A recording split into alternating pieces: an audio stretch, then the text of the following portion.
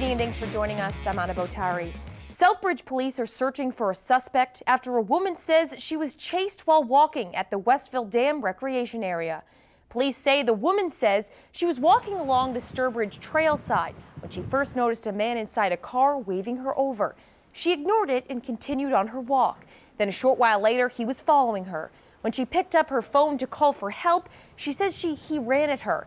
She in turn ran from him and says at that point, he turned around and went back to his car. Police are now seeking the public's help to identify the suspect. The vehicle described as a dark-colored vehicle, possibly a Pontiac with 4 doors, older model Pontiac with round taillights. And the person, again, is a white male in his 50s, gray hair, dark-colored hooded sweatshirt, and wearing jeans. Southbridge police urge all residents to be aware of their surroundings when on a walk, suggesting to go with a friend and avoid using headphones. If you have any information, you're asked to call police. Well, Tuesday marks exactly 2 weeks until Worcester's municipal election. Candidates for District 1 City Council braved the rain as they get ready for voters to make their choice. Our Cam Jandro now joins us live with the details. Cam? Anna, Worcester has 2 districts guaranteed to elect new city councilors. District 1 is one of them. Tonight, I caught up with both candidates as Election Day approaches. District 1 City Council candidates Edward Moynihan and Sean Rose are trying to make sure their message stands out just 2 weeks ahead of Election Day. The rainy weather didn't keep either candidate from greeting voters in the district Tuesday. Both candidates seem to have similar priorities. Come up with a comprehensive long-term plan for the city of Worcester, one that includes job creation, employment, and expanding the tax base, which is vital. I want to make this district and the city a place where my kids come back after high school, after college, and come and work and raise their children here. Moynihan and Rose are vying for the seat being left by Councillor Tony Economou, who announced he would not seek re-election. Both men feel their experience is what sets them apart from each other. I have significant fiscal experience. I understand the social aspects of things. I'm a small business owner in the city. I'm comfortable in leadership positions. I'm comfortable in collaborative positions, and really my whole idea is to get this city to work and to work better and to work harder. Rose finished first in September's primary, Moynihan second, but turnout was low and the candidates are trying to reach as many potential voters as possible before November 7th. Both Rose and Moynihan say they're looking to give back to the city where they raise their families. My kids are 4th generation Worcester kids. I want them to have 6th and 7th and 8th, and I want people to be able to take care of them and have good systems around that. I'm so grateful to Worcester for giving my children the opportunities, and for giving me and my wife an opportunity to raise a family and to support the neighborhood. And this is just a way that I felt I could help out. Now, both Rose and Moynihan tell me, win or lose, they respect the choice of District 1's voters come November 7th. Anna? Thanks, Cam. The Worcester State volleyball team hosts Anna Maria Tuesday night for their Volleyball for Maddie, a leukemia and lymphoma awareness game. Fans in the stands represented for the Orange Out in honor of the late Maddie Credit. She's the mother of Worcester State volleyball coach Bernie Chase. Credit passed away during the fall of 2016. This game has been put together in her honor. Throughout the game, t-shirts, bracelets, and pins were for sale. They also held a 50-50 raffle. All benefits will go towards the Leukemia and Lymphoma Society. Well, trick-or-treaters will be out a week from tonight. According to the Massachusetts Fire Marshal, it can also be one of the most dangerous nights of the year, as more children are hit by cars on Halloween than any other single day. To ensure the safety of children and their parents, the State Fire Marshal Office sent out some important advice, including asking kids should carry a flashlight or glow stick, as well as have bright-colored costumes or have reflective tape to highlight them. Costumes should not have trailing materials or tails long enough to cause falls. If a child is wearing a mask instead of makeup, make sure the eye holes are large enough to see through clearly. And of course, remind all kids to cross at crosswalks or corners and not to dart out between parked cars. They're on the front lines of the opioid crisis. Worcester's EMT and paramedics say they're seeing an increase in the number of calls they're responding to. But some say they aren't getting the pay they deserve for their work. Worcester EMTs say they've been working without a contract and are hoping something will change soon. Our Catherine Andrioli has the story.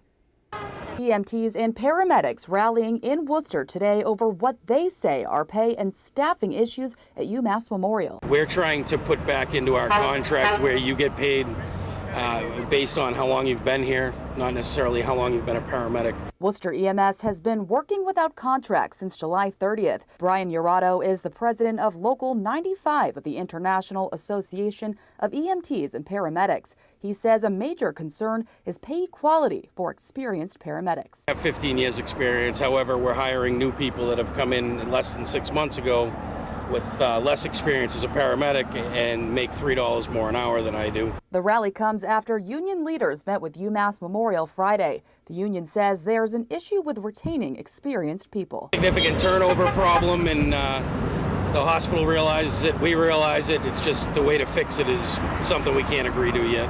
Sean Doherty says medical professionals like himself respond to a high call volume daily. He says the opioid epidemic has made it even more difficult, and there's a need for more experienced professionals. Availability of high-quality paramedics is key right now because we're dealing with stronger drugs. You're 50 years old, 60 years old, you're making the same wage, it's not going up much, and you're still doing the same amount of calls. In a statement, UMass Memorial says, quote, "We will continue negotiations and fully expect to reach an amicable resolution with these important members of the UMass Memorial Medical Center team." Dorado hopes today's message is heard and they can come to an agreement with UMass Memorial. Experience saves lives. We believe that by attracting our experienced people, then we'll be able to keep people. We're not asking for a ton of money. We just want equality throughout our ranks. In Worcester, Catherine Andrioli, Worcester News Tonight.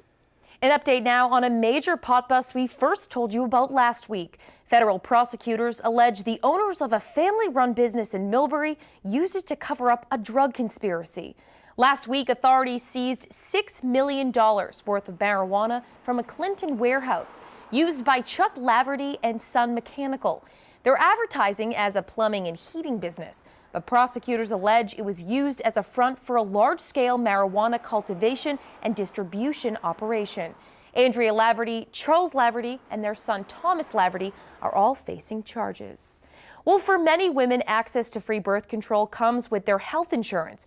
But now President Trump is proposing employers the right to deny women coverage. As our Rosalind Flaherty explains, state lawmakers are making moves to make sure women are protected if there are changes at a federal level. Linda Cavioli says the Affordable Care Act removes barriers for women. Access to preventive and supportive health is a right. The Affordable Care Act guarantees women copay-free coverage for certain birth control methods. The executive director of the YWCA of Central Massachusetts says a repeal would be a disaster for women. Access to reproductive health, access to preventive care, access for people with pre-existing conditions.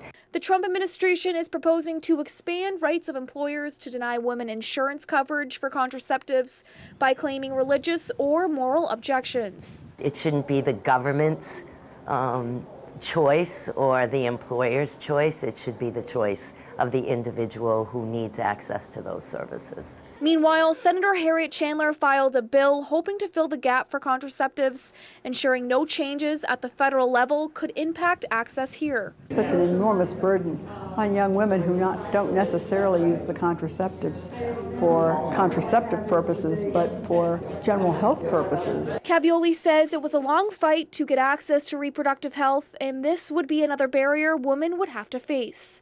To have a philosophy of Affordable Care Act available to all to get us linked in with prevention services really is not just life-saving for crisis, but life-saving and more equal protections.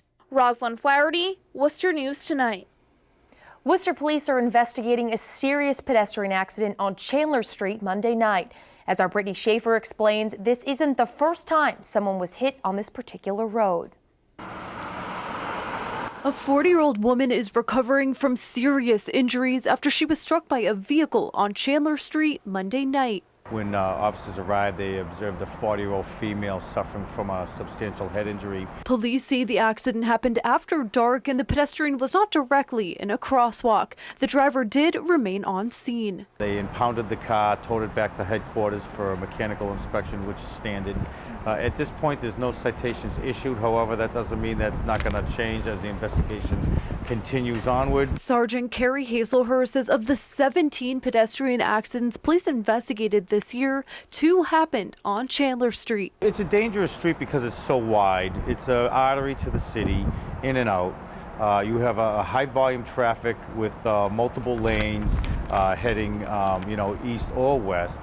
So it is an area of concern for us. We've spent significant amount of resources and time over there. The owner of S&S Grocery, Sam Oja, was working when the incident happened and says he saw the woman lying in the road. Very loud, the brake sound came, and people also, wow, what happened?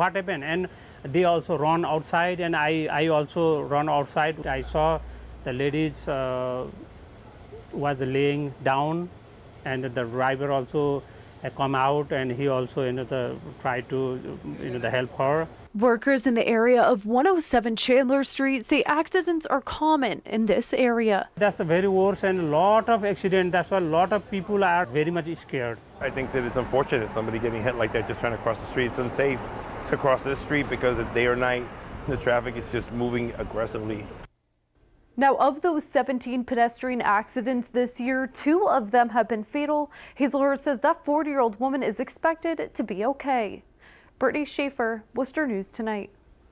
Today, the Massachusetts Committee on Public Safety holding an oversight hearing on the Sex Offender Registry Board. This comes after an audit found the state had lost track of nearly 1,800 offenders. Caroline Connolly has the story from Boston. At the State House today, the state auditor came with criticism. It's a public safety failure. Testifying before lawmakers, she slammed the state Sex Offender Registry Board for not being proactive. After an audit found the state didn't know the addresses for nearly 1,800 sex offenders and never even classified more than 900 of them. You have to be aggressive in ensuring that the information that you have is up to date and is accurate. But doing so is not so simple. SORB doesn't have any investigative function. Public Safety and Security Secretary Daniel Bennett defended the agency today, arguing they're charged with collecting numbers, not pursuing criminals. He also said that 842 of those unclassified offenders were either released before the Sex Offender Registry Board was even created in the 90s, or they're believed to be dead or living out of state. What about the other numbers, though? 842 is only a portion of them. Well, they're sex offenders. They try to get away. They don't register. And that's what lawmakers now want to deal with. It's a scary thought. Senator Michael Moore chairs the committee that held today's hearing. And after hearing from both sides, he said lawmakers will likely change how the registry board tracks offenders going forward. They should be a little bit more interactive, or maybe have a law enforcement entity attached to it so that we can track down these individuals. Now, since the release of that audit last month, the state has actually been able to track down about 400 of those unclassified offenders. Some are deceased, some have moved out of state, as we mentioned in our story. But Moore says that's really proof that they had the ability to do this. They just weren't doing so. He says that's why they hope to change the culture of the agency going forward, as well as the rules that govern it. In Boston, I'm Caroline Conley.